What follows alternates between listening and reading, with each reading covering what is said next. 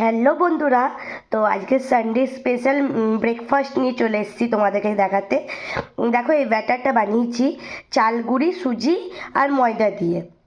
এবারে বাচ্চাদের আজকে খাবার, তো একটু তো হেলদি করতেই হবে।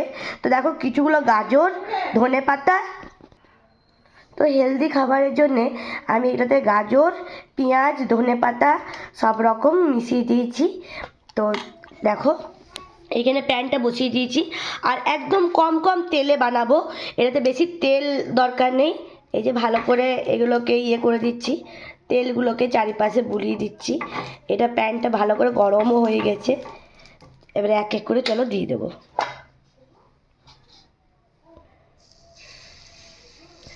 একদম ভর্তি ভর্তি দেবো না, হ্যাঁ, ভর্তি ভর্তি দিলে কি হয়, পাল্টাতে খুব অসুবিধা হয়।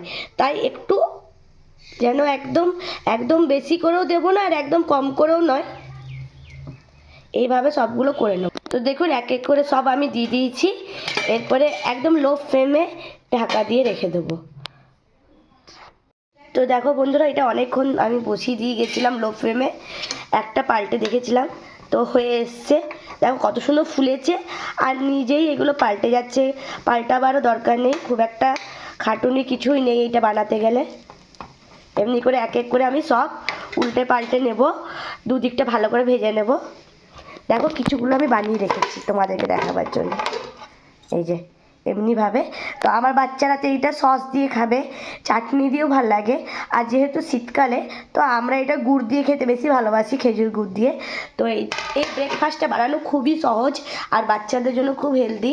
তো যাদের ঘরে ছোট বাচ্চা আছে বা বয়স্ক মানুষ আছে, তারা ঝটপট বানিয়ে নাও। এটা কিন্তু খুব ভালো, খুব টেস্টি খেতে একটা খাবার। তো টাটা বন্ধুরা।